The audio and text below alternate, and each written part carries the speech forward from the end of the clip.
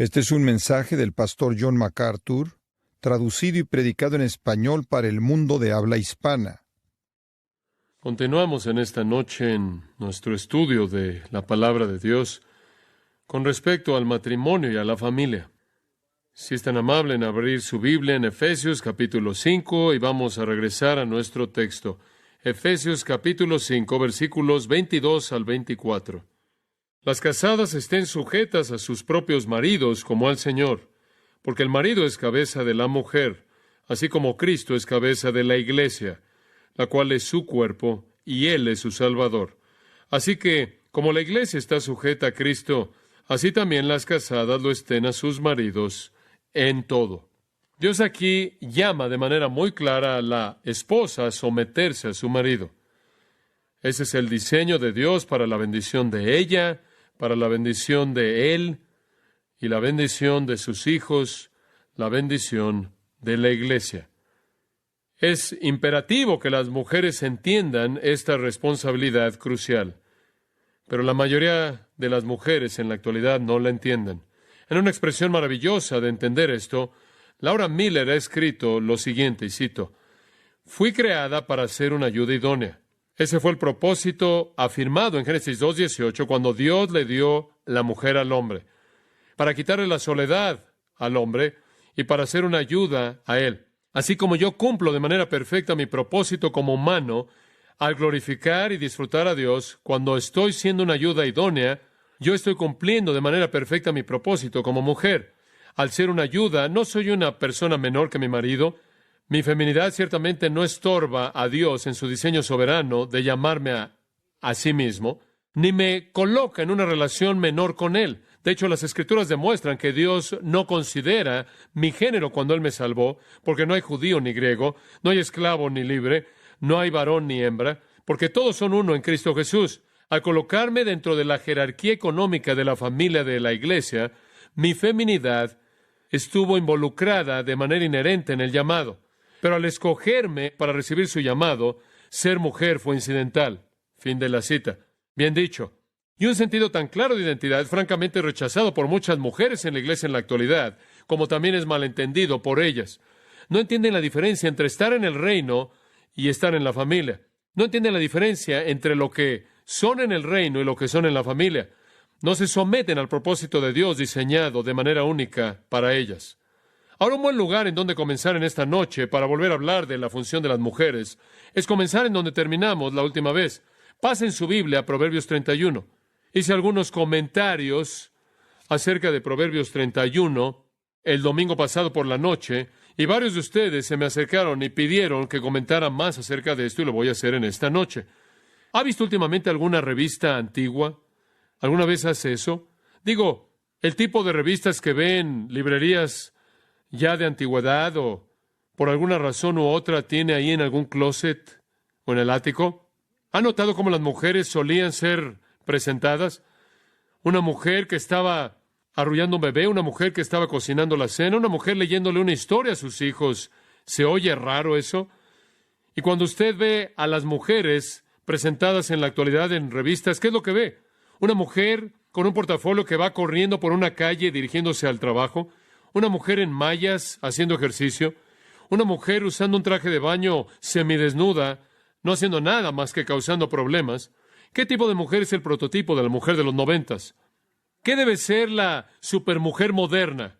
Quizás algo así. Ella trabaja, se preocupa por su carrera, demanda una paga igual, se rehúsa a someterse a su marido, demanda igualdad con todo en todo, tiene una o dos relaciones extramaritales y un divorcio o dos. Ella ejerce su independencia, depende de sus propios recursos, no quiere que su marido ni sus hijos amenacen sus metas personales, tiene su propia cuenta de banco.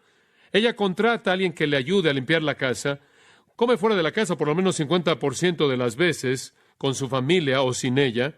Ella prepara cereal frío y café, el desayuno estándar para su familia, comidas congeladas rápidas, normalmente son la cena, o le llama a Domino Pizza y espera que su marido cumpla con su parte del trabajo en la casa.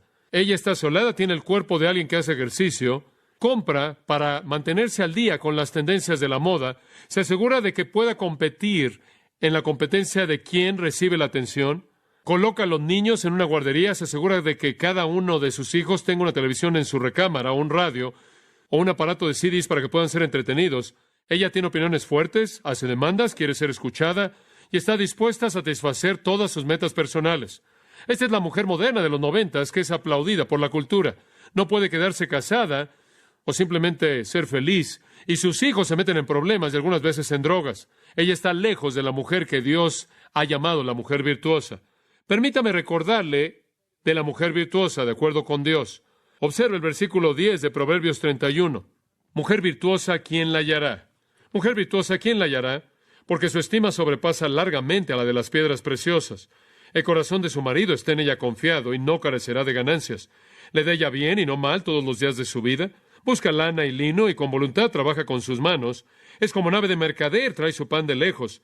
Se levanta aún de noche y da comida a su familia y raciona a sus criadas.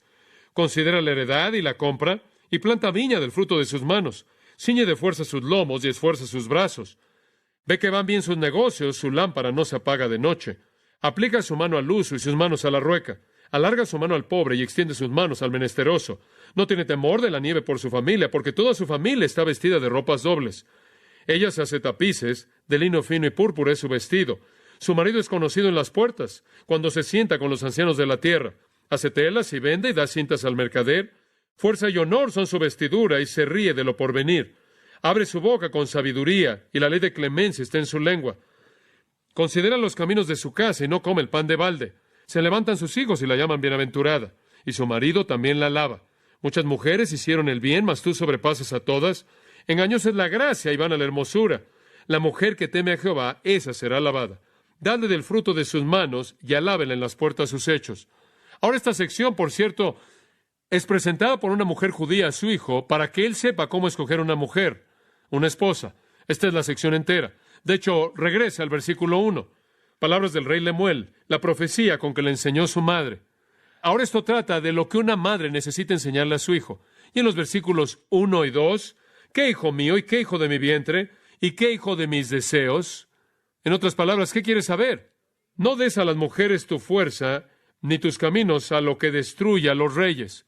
¿Qué significa eso? Mantente alejado de la inmoralidad sexual. Esa es la primera lección importante que esta madre le enseña a su hijo. No sabemos nada acerca de la madre de Lemuel, pero ella le enseñó a mantenerse alejado de la inmoralidad sexual. Y después en el versículo 4, no es de los reyes, oh Lemuel, no es de los reyes beber vino, ni de los príncipes la sidra. No sea que bebiendo olviden la ley y perviertan el derecho de todos los afligidos. Dad la sidra al desfallecido y el vino a los de amargado ánimo. Beban y olvídense de su necesidad, y de su miseria no se acuerden más. Lo primero es mantenerse alejado de la inmoralidad sexual, y lo segundo es mantenerse alejado del alcohol. Además, versículo 8, abre tu boca por el mudo, en el juicio de todos los desvalidos. Abre tu boca, juzga con justicia y defiende la causa del pobre y del menesteroso. Lecciones bastante buenas. Mantente alejado de la inmoralidad sexual. Mantente alejado de las drogas y del alcohol. Cuida de la gente que está herida. Defiende a aquellos que no se pueden defender a sí mismos. Apoya a los oprimidos. Apoya a los necesitados. Y juzga y enfrenta con justicia a toda persona. Esa es la primera ola de lecciones. Y después en el versículo 10 viene la lección más importante. Sobre cualquier otra cosa, hijo, encuentra una buena esposa. Sobre cualquier otra cosa. Y la mujer descrita aquí tiene un valor sin precio. No es ninguna mujer en particular, es la mujer modelo aquí. Ella tiene fortaleza física, mental, moral, espiritual. Ella ama a Dios de manera reverente y también a su marido. Y en los versículos 10 al 31, la madre de Lemuel describe a la mujer perfecta. Ella describe su virtud como esposa, su virtud como ama de casa, su generosidad como prójimo, su influencia como maestra, su efectividad como madre y su excelencia como persona. Y por cierto, comenzando en el versículo 10 y hasta el versículo 31, la canción de la mujer virtuosa es un acróstico hebreo. Cada uno de esos 22 versículos comienza con las letras del alfabeto hebreo en su orden normal. Aleph, Bet, Gimel, Dalet y demás. Es un acróstico concebido de manera brillante por la mente de Dios para describir a la mujer perfecta.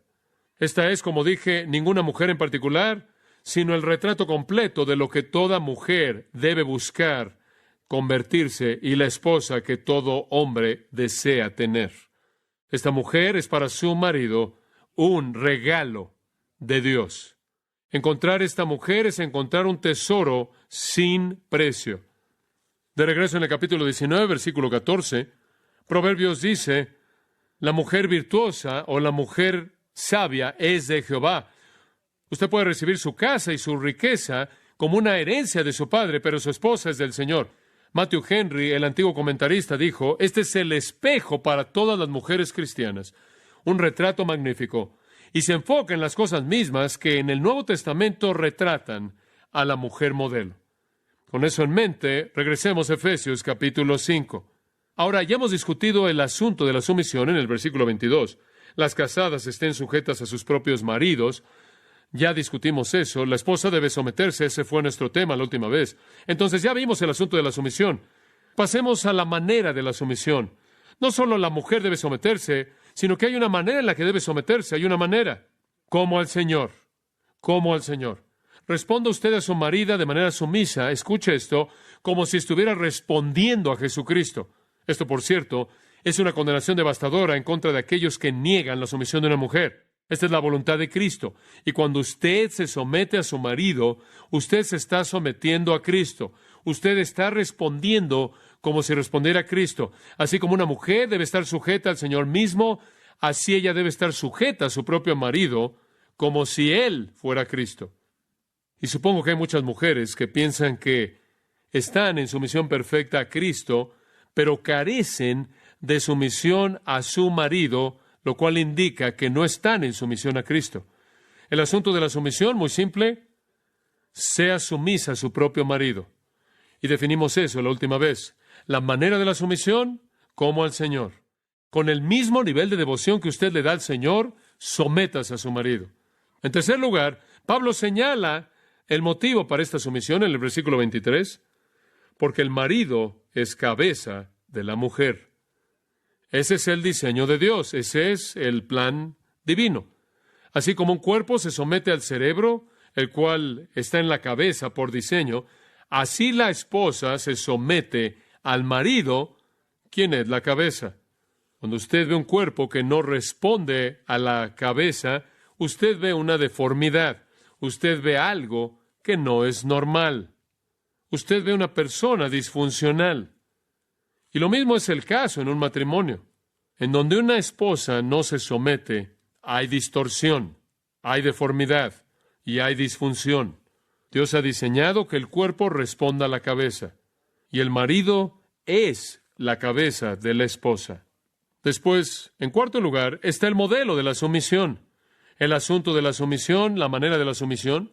Y después está este aspecto tan importante del motivo, lo cual significa, en esencia, que usted está respondiendo porque ese es el orden creado. Después el modelo de la sumisión. Versículo 23. Así como Cristo es cabeza de la iglesia. En otras palabras, usted debe someterse a su marido, así como la iglesia se somete a Cristo. Con el mismo corazón dispuesto que tiene la iglesia al obedecer a Cristo, la esposa debe someterse a su marido.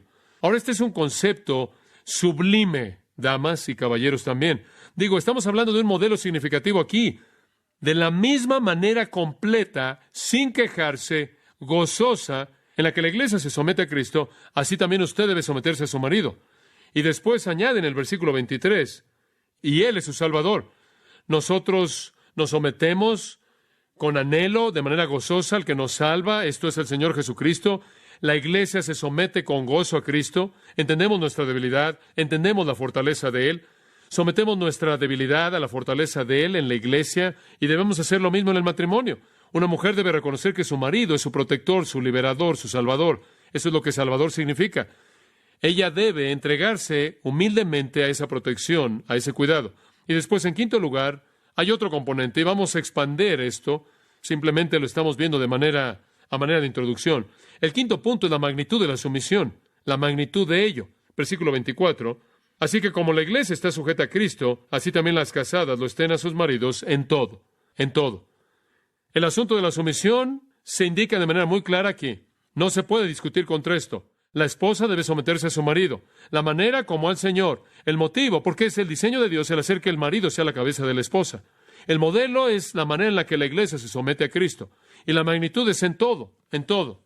Ese es el diseño de Dios. Ahora, ¿cómo se expresa esa sumisión? ¿Cuál es la naturaleza de esa sumisión? ¿Cómo se ve? La mejor manera de responder eso es pasar en su Biblia a Tito y acompañarme al capítulo 2. Y vamos a pasar algo de tiempo aquí y también en lo que Pablo le escribió a Timoteo. Esta es enseñanza muy, muy importante. Pero quiero que observen el capítulo 2 de Tito, los versículos 3 al 5, y lo voy a leer, y después vamos a hacer algunos comentarios de esto y algunos otros pasajes. Es muy, muy importante. Las ancianas, asimismo, sean reverentes en su porte, no calumniadoras, no esclavas del vino, maestras del bien, que enseñen a las mujeres jóvenes a amar a sus maridos y a sus hijos, a ser prudentes, castas, cuidadosas de su casa, buenas, sujetas a sus maridos, para que la palabra de Dios no sea blasfemada. Ahora aquí llegamos a algunas instrucciones muy específicas. Es dado, en primer lugar, en el versículo 3, a las ancianas. Y a las ancianas se les da la responsabilidad, claro, de vivir vidas piadosas, de ser reverentes en su conducta, no calumniadoras, no estar involucradas en beber vino, no ser esclavas del vino. Pero nos vamos a enfocar primordialmente para nuestro estudio en ser maestras del bien, porque esa es la frase que hace la transición que nos lleva a los versículos 4 y 5. Las ancianas deben conducirse de una manera piadosa. Después de que acabaron sus años de criar a sus hijos, ellas entonces adoptan la función de volverse maestras. La calidad espiritual que mantienen en sus vidas les permite ser la influencia esencial sobre la siguiente generación de mujeres. En otras palabras, se necesita una generación de mujeres piadosas, ancianas piadosas, que instruyan a una nueva generación de mujeres jóvenes. Literalmente deben ser maestras de aquello que es bueno. Esa es una palabra maravillosa, realmente kalos, didascalos, una palabra. Ellas son maestras de lo bueno, de aquello que es noble, excelente, sublime. Por sus vidas, por la manera en la que se conducen a sí mismas, deben transmitir la virtud a la siguiente generación de mujeres. Las primeras palabras del versículo 4 muestran la relación importante. Que enseñen a las mujeres jóvenes, que puedan alentar, que puedan, dicho de otra manera, amonestar, instruir. Es una palabra rica. De hecho, la palabra enseñen aquí es, en cierta manera, una palabra única, sofronizo, y literalmente significa entrenar o preparar en el dominio propio. Preparar en el dominio propio. Algunos han dicho, ayudar a alguien a estabilizarse mediante guía, ayudarles a afirmar su vida, a solidificar su vida. Esto significa enseñarle a alguien dominio propio, disciplina personal, sensatez, prudencia, todo eso. Entonces las ancianas tienen una gran responsabilidad de enseñarle a la gente, esto es a las mujeres jóvenes, a ser prudentes, a ser equilibradas, a ser estables mediante la guía de ellas, a volverse sensatas, a volverse prudentes, a tener disciplina personal. Todas esas palabras podrían traducir diferentes formas de esa palabra griega. Una forma de la raíz de esta palabra es usada en 1 Timoteo 2, versículos 9 y 15, y es traducida de manera discreta y con dominio propio. Ustedes les están enseñando discreción, les están enseñando modestia, a controlarse a sí mismas. Y supongo que eso nos lleva de regreso a donde comenzamos, a preparar a alguien en el dominio propio. Ese es el pensamiento. De tal manera que las mujeres jóvenes sean sensatas, disciplinadas, sabias, discretas, se controlen a sí mismas. Ahora, cuando dice mujeres jóvenes, tenemos que hacer la pregunta, ¿a qué edad se refiere esto? Bueno, la respuesta simple es, aquellas que tienen familias, aquellas que todavía pueden tener hijos y están todavía en el proceso de crear hijos. Esas son las madres cuyos hijos todavía están bajo su cuidado. Para expandir más esta idea de las mujeres jóvenes y quiénes son, pasa a 1 Timoteo capítulo 5, y estamos tratando de ser lo más detallados posible en este estudio debido a su importancia. Pero en 1 Timoteo capítulo 5, versículos 9 al 15, hay una sección de las Escrituras que es muy, muy importante. Y permítame decirle algo. Tiene gran aplicación al punto que estamos explicando. Versículo 9 de 1 Timoteo 5. Se ha puesta en la lista la viuda no menor de 60 años. Ahora, permítame detenerlo ahí. Sabemos a partir de la iglesia, de la primera iglesia, que tenían ancianos, diáconos y diaconisas. Todos son mencionados en 1 Timoteo capítulo 3. Pero aparentemente aquí también tenían otro grupo de siervos en la iglesia, siervos especiales, que eran viudas piadosas. Y aparentemente se les dio cierto estatus oficial y eran colocados en una lista, como dice el versículo 9, como siervos oficiales de la iglesia. Eran ancianas, por lo menos tenían 60 años de edad. Y a ellas se les da una responsabilidad primordial de servir a las mujeres jóvenes, de discipular a las mujeres jóvenes. Y así como hay requisitos para los ancianos y requisitos para los diáconos y requisitos para las diaconisas, también hay requisitos para estas mujeres de edad ancianas que debían ser colocadas en la lista oficial de siervos para discipular a mujeres jóvenes. El hecho de que se presentan aquí requisitos aquí apoya la idea de que estaban sirviendo en algún tipo de posición oficial. Aparentemente la primera iglesia mantenía listas de mujeres así.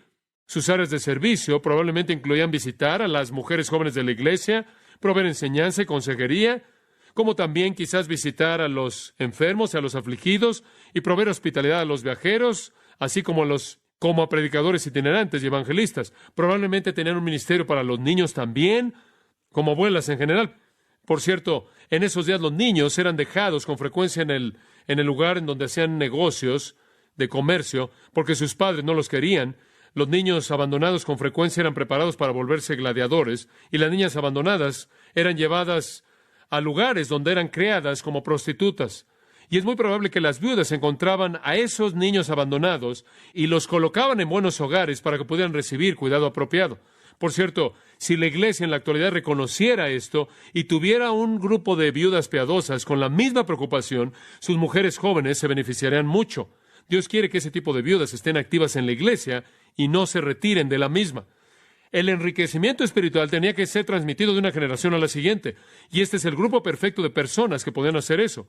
Por cierto, en tiempos antiguos, y creo que todavía es un número razonable, la edad de los 60 marcaba en cierta manera un periodo de tiempo en el que uno era visto como alguien que se podía retirar de la actividad e involucrarse en la contemplación filosófica. ¿Por qué? Porque para la mayoría ya había pasado la etapa de la crianza de los hijos, ya se había acabado. Eso es fácil de entender. Básicamente las mujeres pueden crear hijos.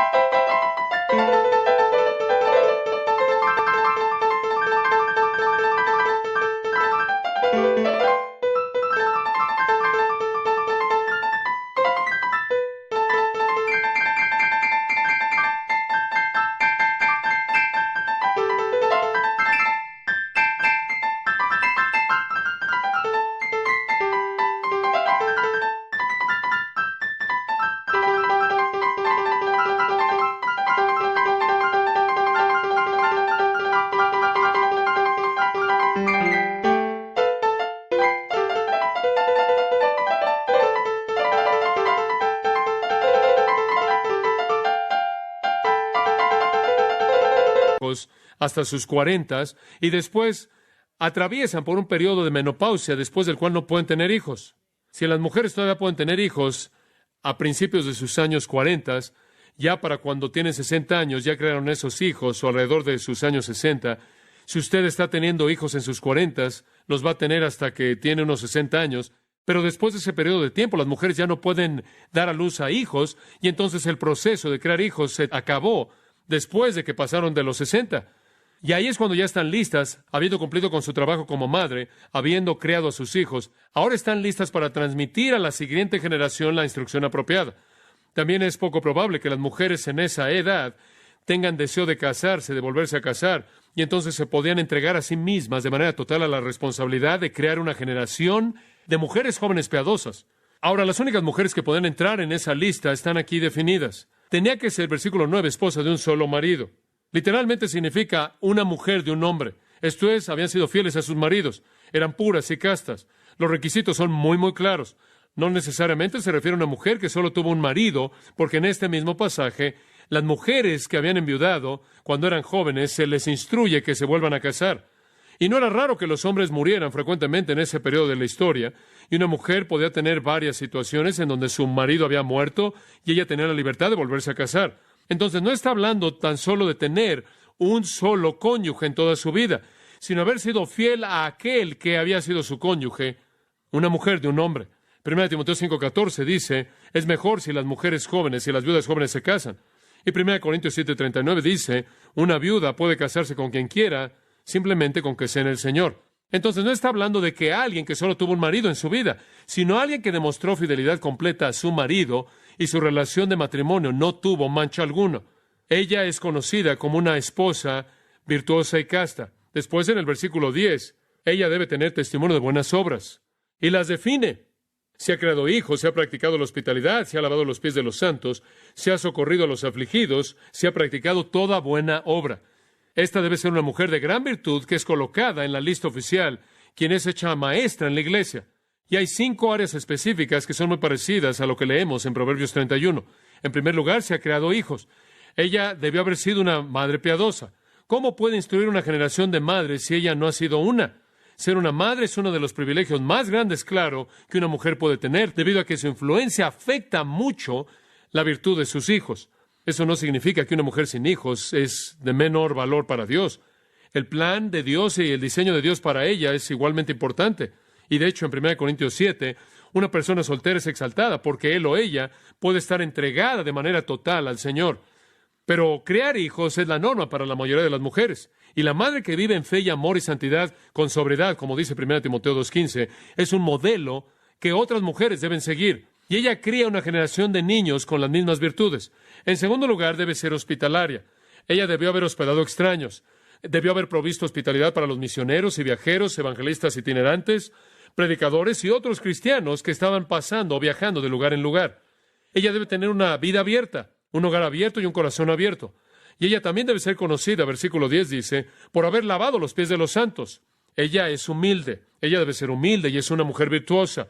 Ella ha creado hijos, ella ha demostrado hospitalidad y es humilde.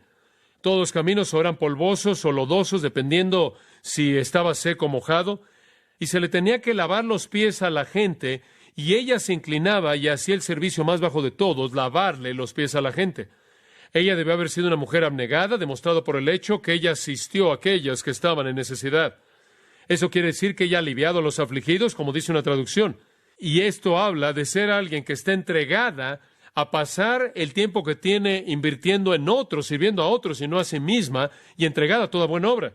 Ella debe ser amable como Dorcas, y leemos acerca de ella en Hechos 9, haciendo ropa para gente que no tenía nada de ropa. Ahora, la mujer que vive estas virtudes se vuelve maestra de buenas cosas. Este es el tipo de mujer que puede enseñar a las mujeres jóvenes. Ahora vaya más adelante en este texto, al versículo 11. Todavía estamos en 1 Timoteo 5. Pero viudas más jóvenes no admitas. ¿Por qué? Porque cuando impulsadas por sus deseos se rebelan contra Cristo, quieren casarse. En otras palabras, una viuda pierde a su marido. Este es un escenario típico. Y ella se siente terrible. Y claro, es una pérdida terrible, una pérdida tremenda.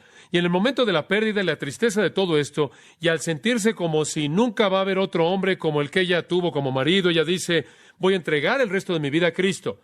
No me vuelvo a casar. Nadie puede llegarle a mi marido. Voy a entregar el resto de mi vida a Cristo. Y ella viene y dice, por favor, colóquenme en esa lista. Quiero ser parte de aquellas que sirven a la iglesia el resto de mi vida. No quiero casarme. Y Pablo dice, no la metan en la lista. Porque cuando tienen deseos sensuales, lo cual es normal para una mujer joven, se rebelan contra Cristo y quieren casarse. En otras palabras, van a volverse en contra de su voto. Van a tener un deseo fuerte y van a sentir los impulsos del deseo sexual normal. Por cierto, se refiere al deseo de una mujer por un hombre y todo lo que eso involucra. Es el único versículo en el Nuevo Testamento en donde se encuentra esta palabra. Se encuentra fuera de las Escrituras en una ilustración que encontré de un buey tratando de escapar de un yugo. Ella se siente como si tuviera una carga colocada sobre ella, no puede salirse de ella y se queja por esto. Una viuda tratando de salirse de su voto intempestivo. Y después ella no solo va a resentir su voto, sino su frustración puede llevarla a enojarse contra el Señor. Y eso es trágico. Entonces no debe colocarla en esa lista debido a eso. En segundo lugar, no la coloquen en la lista debido al versículo 13. Y también aprenden a ser ociosas andando de casa en casa. Aparentemente eso nos dice lo que esas viudas hacían. Andaban de casa en casa, discipulando, enseñando, actuando como abuelas, instruyendo. Pero cuando una viuda joven hacía eso, perdía el tiempo, simplemente andaba de casa en casa.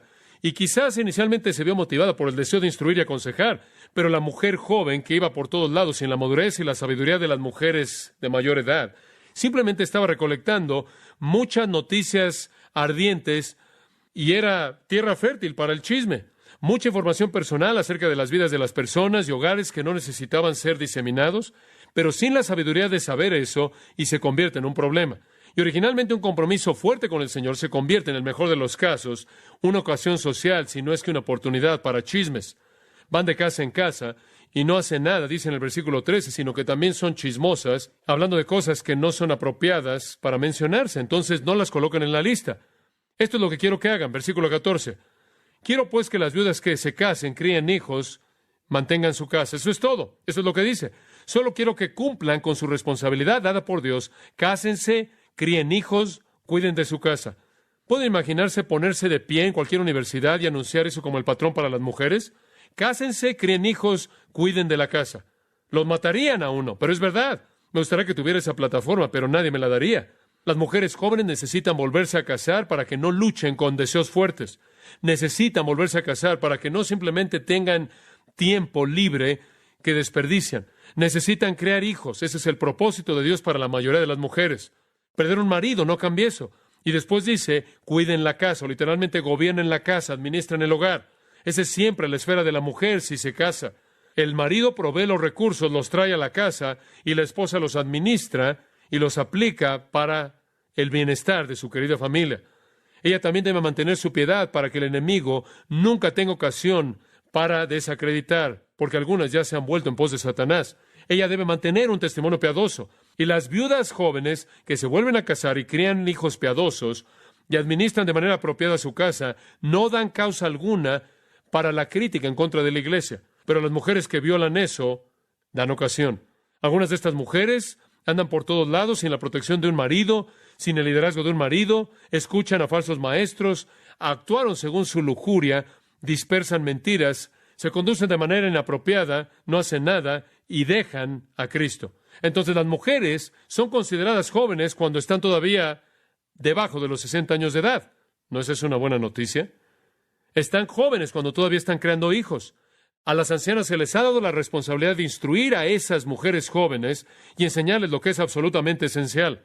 Ahora regresemos a Tito y veamos qué es lo que estas mujeres de hecho enseñan. En primer lugar, Tito capítulo 2, que enseñen o alienten o disipulen a las mujeres jóvenes, número 1, a amar a sus maridos. Esta es una palabra, filandros, a ser amantes de maridos. Es correcto, ser amantes de maridos. Dice en Efesios 5:25, maridos, amar a vuestras mujeres. Y aquí dice básicamente, enseñen a las mujeres, a las esposas jóvenes, a amar a sus maridos. Hay amor mutuo, así como hay sumisión mutua. Sean amantes de sus maridos. Este es un mandato y un mandato demanda obediencia y asume la posibilidad de la obediencia.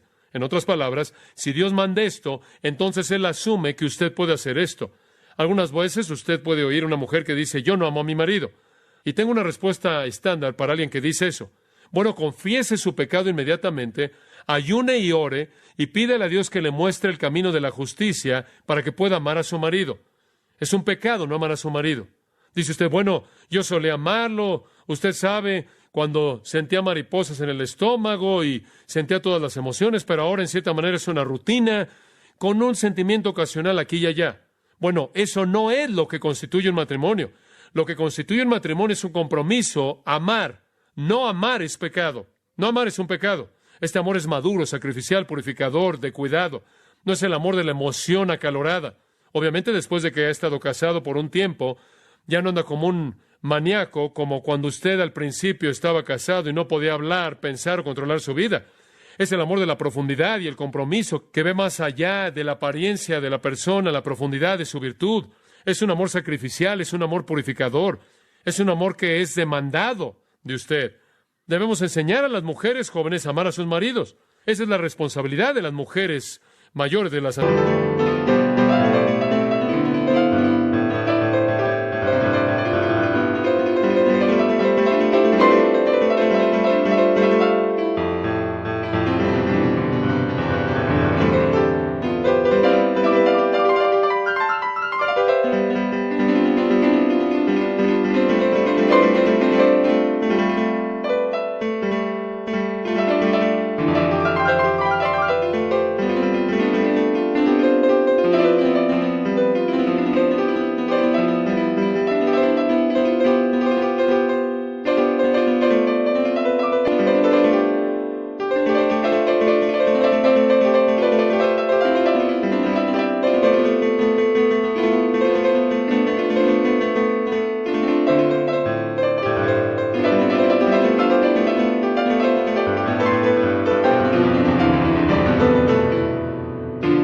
ancianas, ese es el corazón y alma de lo que capacita a una mujer a someterse.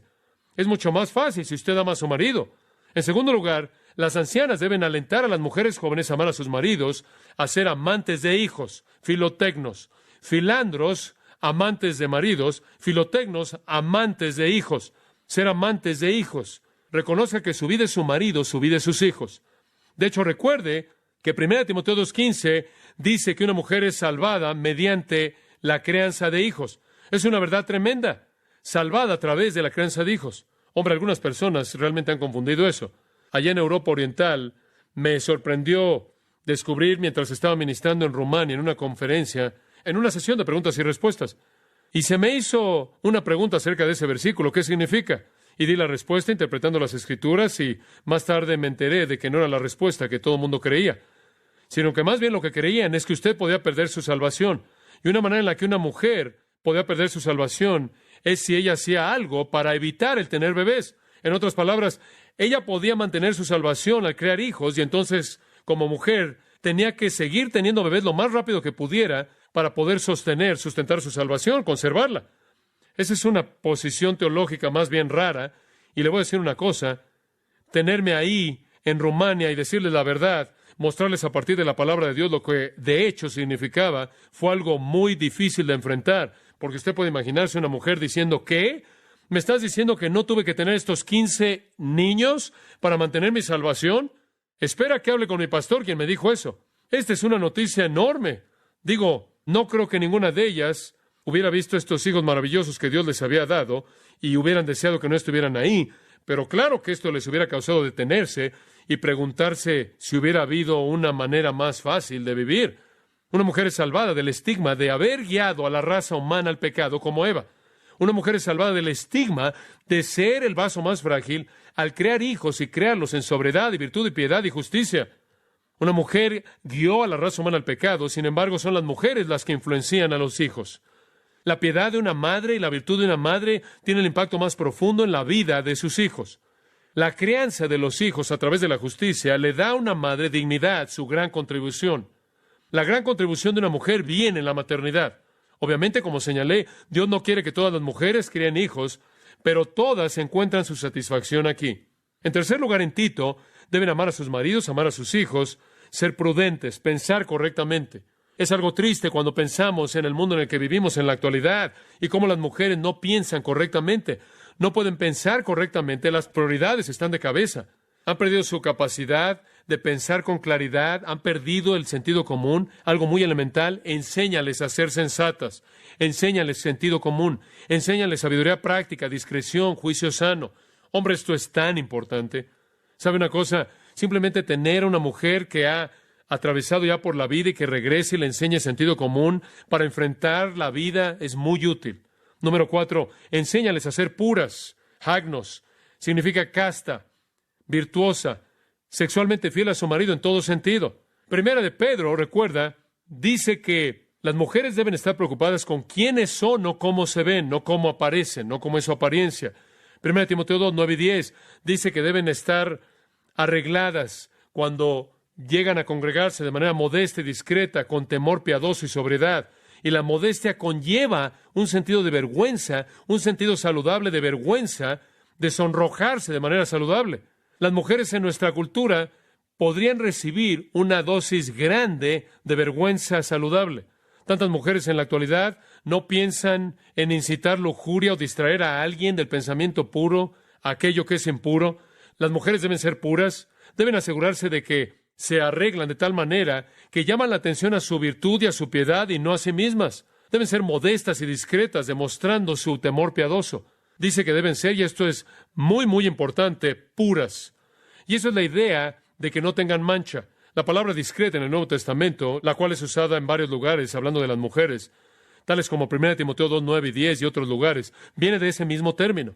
Y conforme pienso en esto, sofron, lo cual significa dominio propio. Deben demostrar dominio propio, control de sí mismas, control sobre la pasión, santidad. Y después, número 5, y ahora llegamos a la médula, deben ser cuidadosas de su casa. Hemos hablado de las actitudes de una mujer, amor hacia el marido, amor hacia los hijos, sabiduría y pureza. Ahora pasamos al asunto medular, la esfera de su responsabilidad. trabajadoras en el hogar, o kurgos, literalmente, una trabajadora en casa. Esta es la esfera de la vida de una mujer. Es su dominio, es su reino, es su esfera. La palabra es derivada de la palabra casa y la palabra trabajar. Una trabajadora en casa. No se refiere simplemente, por cierto, a estar limpiando los pisos y los baños y hacer eso. Simplemente expresa la idea de que el hogar es la esfera de sus labores, sea lo que sea. No es que una mujer deba mantenerse ocupada todo el tiempo en la casa. No significa que nunca puede salir de la puerta. No significa que siempre está haciendo las tareas de limpieza. Sino lo que significa es que el hogar es la esfera de su tarea divinamente asignada. Ella debe ser la que cuida de la casa, cuida de su marido, para proveer para él y para los hijos todo lo que necesitan conforme viven en ese hogar. Materialmente, ella debe tomar los recursos que el marido trae a la casa, al hogar, y traducirlos en una vida de comodidad y bendición para sus hijos. Ella debe tomar las cosas espirituales que ella conoce y aprende y transmitirlas a sus hijos. Ella es la cuidadora del hogar. El estándar de Dios es que la esposa y la madre trabajen adentro del hogar y no afuera.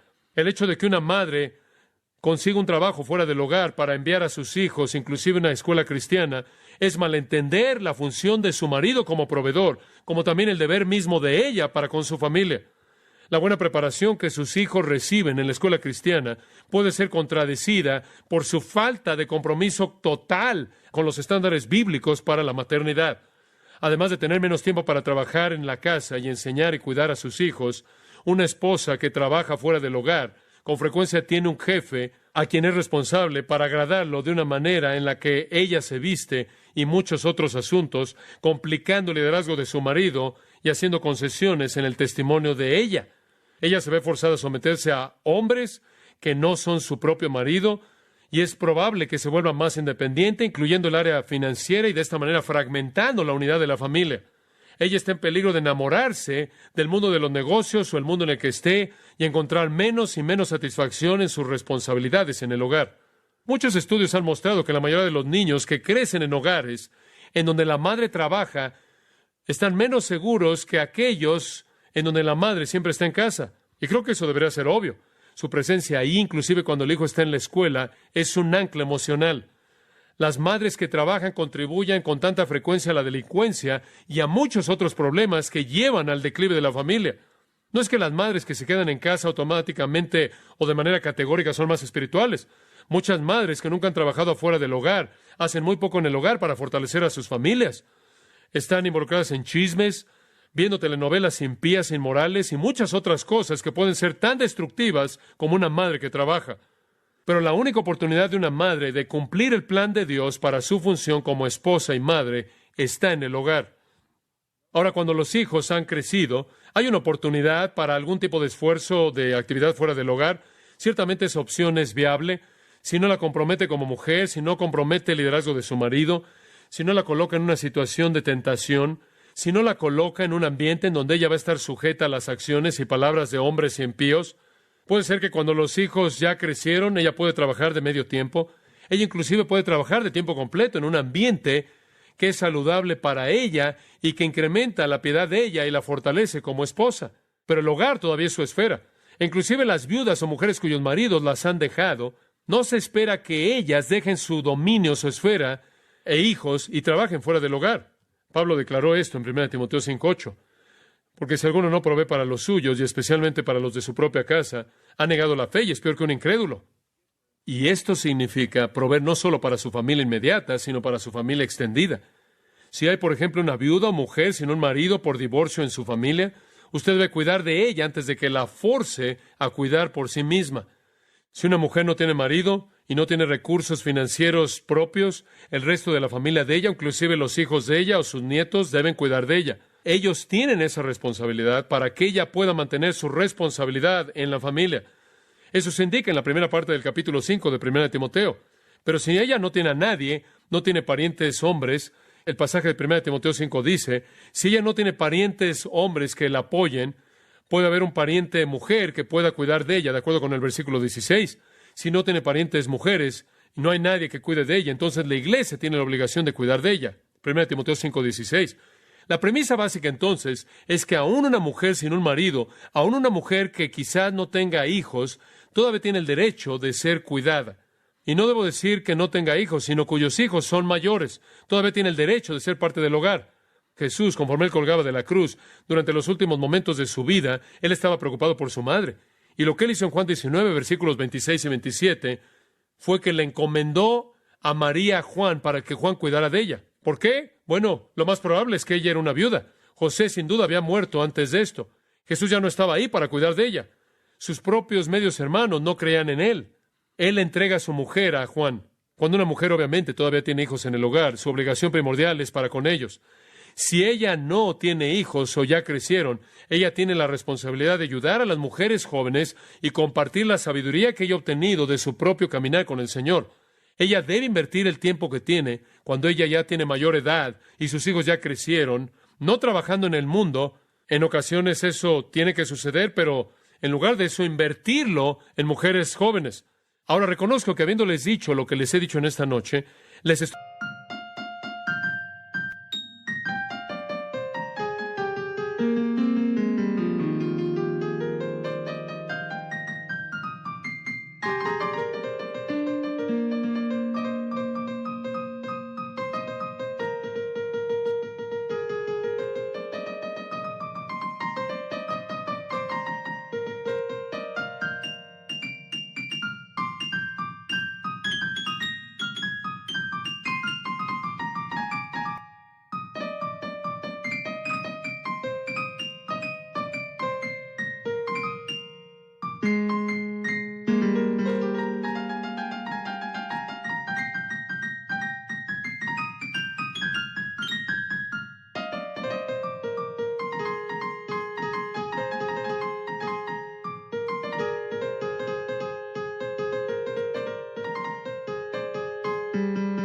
dando el estándar de las Escrituras. Hay muchos casos que usted podría presentar, que hay acerca de esto, que hay acerca de esto, que hay acerca de esto. Lo único que le puedo decir es lo que la Biblia dice. Usted tiene que usar su propia sabiduría.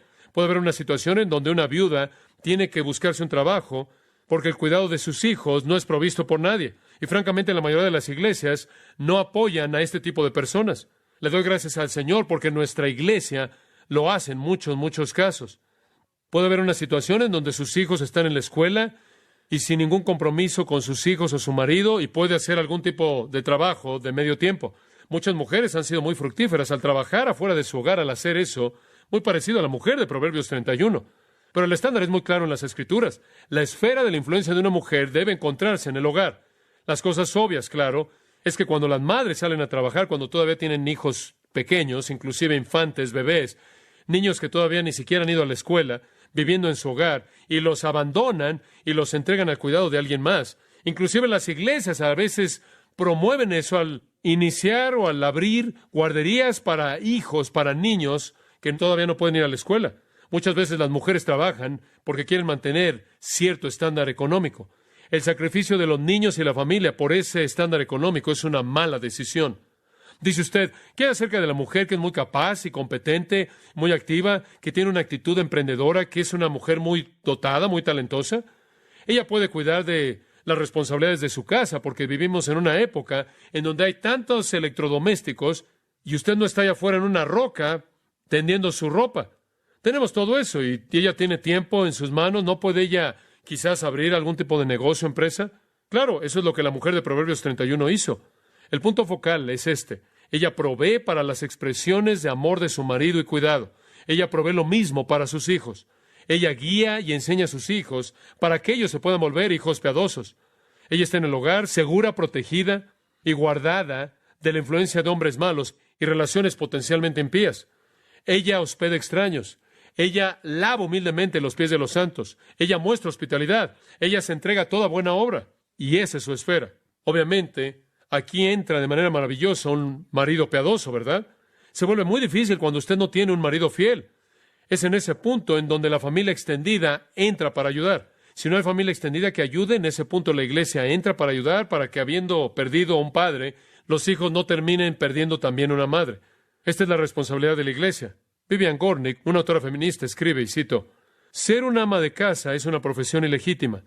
La decisión de servir y ser protegida y planear ser una ama de casa es una decisión que no debe existir, y el corazón del feminismo radical es cambiar eso». Fin de la cita. Claro, lo que Dios dice ellas lo quieren negar. En la época del Nuevo Testamento, en la época del Antiguo Testamento, una mujer en el hogar tenía que preparar la harina, cocinar todo desde cero, lavar, cocinar, atender y cuidar de los hijos, hacer las camas, tejer, cuidar de la casa, cuidar de los invitados, y al mismo tiempo, con toda la energía y compromiso, entregarse a expresar su amor a su marido, sus hijos y a Dios mismo.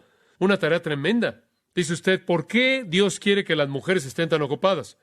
A expensas de sonar trivial, las mantiene alejadas del pecado. Proverbios 7:11 presenta un retrato asombroso de una ramera. Dice esto acerca de una ramera, alborotadora y rencillosa. Sus pies no pueden quedarse en casa. Ella no ve su hogar como algo lo suficientemente satisfactorio. Ella necesita algo más y eso lo lleva a pecar. Para la mayoría de nuestra sociedad, esto es algo absolutamente ridículo. Y estamos tan inmersos en este tipo de pensamiento debido a la sociedad que nos rodea que hasta podría parecernos algo extraño. Pero esta es la palabra de Dios. Las mujeres piadosas deben estar contentas en el hogar y deben estar contentas con amar a sus hijos, y amar a sus maridos y servir a sus familias y sus hogares, en sus hogares y servir al Señor. Una de las cosas más maravillosas que la Iglesia jamás ha experimentado es el ministerio de las mujeres. Todas las pruebas y los estudios y las encuestas indican que alrededor de 60% de toda la vida de la Iglesia es atendida por las mujeres. Las iglesias evangélicas están pobladas de mujeres. Dicen que alrededor del 37% de las iglesias evangélicas son hombres. La iglesia siempre se ha beneficiado de mujeres piadosas que trabajan en el hogar y cuando tienen tiempo ministran a la iglesia. Y conforme las mujeres abandonan al hogar por el mundo, también abandonan a la iglesia. Ahora, sigamos aquí el pensamiento en Tito. Las ancianas enseñan a las mujeres jóvenes a amar a sus maridos, amar a sus hijos, a ser prudentes, castas, cuidadosas de su casa, buenas. Obviamente eso significa amable. Usted sabe, de nuevo ahí, cuidando de los extraños, amando a aquellos que están en necesidad. Y después esto, sujetándose a sus propios maridos. Y de nuevo es la misma expresión que en Efesios 5:22, a sus propios maridos. No al marido de alguien más, no a otros hombres. Sujetas a sus propios maridos. ¿Por qué? Para que la palabra de Dios no sea blasfemada. Literalmente blasfemeo, para que no sea blasfemado o calumniada. ¿Qué está en juego aquí? Lo que está en juego aquí es la honra de la palabra de Dios.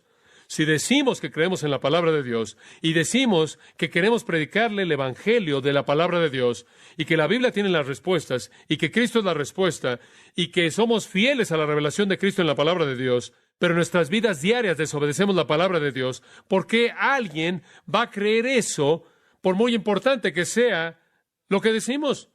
La honra de las Escrituras está en juego. Inclusive un incrédulo puede leer estos versículos y es más probable que un incrédulo los entienda tal como se presentan. ¿Cómo usted puede debatir contra que enseñen a las mujeres jóvenes a amar a sus maridos, a amar a sus hijos, que sean cuidadoras de su casa y que se sometan a sus propios maridos? Eso no es confuso, eso es lo que la Biblia dice. Y donde hay desobediencia, se dice algo acerca de la importancia de las Escrituras. Y eso tiene resultados devastadores. Ahora, todo esto es evangelístico. Esta epístola entera, Tito, está diseñada para enseñarle a la iglesia cómo evangelizar a los perdidos.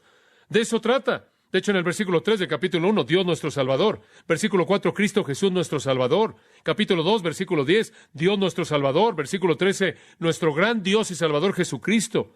Capítulo 3, versículo 4, Dios nuestro Salvador. Versículo 6, Jesucristo nuestro Salvador. Toda mención de Dios es nuestro Salvador. Toda mención de Cristo es nuestro Salvador después de la salutación de apertura. Trata de la obra salvadora de Dios. ¿Y cómo es que la obra salvadora de Dios se lleva a cabo? Se lleva a cabo a través del testimonio de personas piadosas. Ancianos en el versículo 2 viviendo de cierta manera. Ancianas en el versículo 3 viviendo de cierta manera. Las mujeres jóvenes en los versículos 4 y 5 viviendo de la manera en la que Dios lo ha diseñado. Los hombres jóvenes, versículos 6 y 7 y 8, viviendo de la manera en la que Dios lo ha diseñado.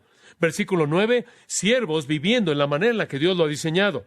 Los amos viviendo en la manera en la que Dios lo ha diseñado. Y conforme la iglesia vive según el diseño de Dios en las Escrituras, ¿qué pasa? El evangelio sale. Versículo 11, porque la gracia de Dios se ha manifestado trayendo salvación a todos los hombres. Esto establece el cimiento para el evangelio, cómo vivimos en la iglesia. La palabra de Dios está en juego. El evangelio está en juego. Pero allí en el versículo 14, hemos sido redimidos de toda obra impía y el Señor está purificando para sí mismo un pueblo propio, celoso de buenas obras. ¿Por qué? Para que las Escrituras sean creídas, para que el evangelio sea aceptado. De regreso en el versículo 8, él dice, debemos vivir de esta manera para callar a los críticos. Debemos, en el versículo 10, vivir de esta manera para adornar la doctrina de Dios nuestro Salvador en toda área. Nuestro testimonio está en juego. Si vamos a alcanzar este mundo, si vamos a evangelizar este mundo, estos son los principios y la función. El papel de la mujer es crucial en esta área. Usted tiene que tomar estos principios y aplicarlos a su propia situación en oración y con cuidado, pero los principios y los mandatos son directos y claros. Si significa que usted tiene que cambiar su estilo de vida, cámbielo para obedecer la palabra de Dios. Como mujer, su prioridad es Dios, y eso significa obedecerlo. Y después su prioridad es para con su marido, y eso significa que usted lo ama y se somete a él.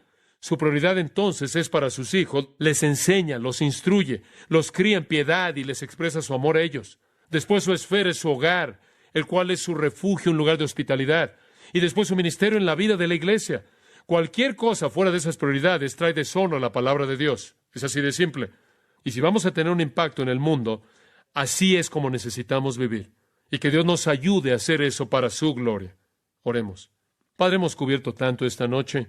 Gracias por la fidelidad de estas personas preciadas que están recibiendo todo este material, que lo piensan, que lo analizan. Es complejo en su aplicación, sin embargo es simple en su entendimiento. Señor, la prioridad eres tú, obediencia a ti. La prioridad es el marido, los hijos, el hogar. Ayuda a cada una de las mujeres en esta iglesia, a cada una de las mujeres que oyen este mensaje, para que puedan comprender y entender cómo eso se manifiesta en sus vidas, cómo se traduce en sus vidas. Gracias, Señor, por aquellas mujeres que han sido fieles a esto. Y, Señor, oro por aquellas mujeres que han dejado sus prioridades y se han desviado. Que ellas conozcan tu gracia y misericordia, cómo les abunda, cómo abunda para con ellas, y puedan regresar a la prioridad que has establecido. Llévalas a ese camino. Para esas mujeres jóvenes, Señor, que apenas están mirando al futuro y quieren vivir para ti, que se enfoquen en ser obedientes a estos principios y encuentren a ese hombre que va a ser una fortaleza para sus convicciones. Para aquellos que son solteros, Señor, satisfácelos. Para aquellos que no tienen hijos, satisfácelos en la manera que tú has diseñado para ellos. Y, Señor, que todos, al ser obedientes a ti, exaltemos tu palabra para que el mundo que nos ve pueda ver que de hecho la creemos. Puede cambiar nuestros matrimonios, puede cambiar y transformar nuestras familias y convertirlas en lugares de gozo. Y si puede hacer eso, puede transformar nuestras almas. Y que nuestro testimonio tenga ese resultado, la salvación de aquellos que ven. Te damos gracias, Señor, por tu instrucción clara y la promesa de la capacitación de tu Espíritu para cumplirla. Y que tú seas honrado en nuestras vidas conforme nos esforzamos en el nombre de Cristo. Amén.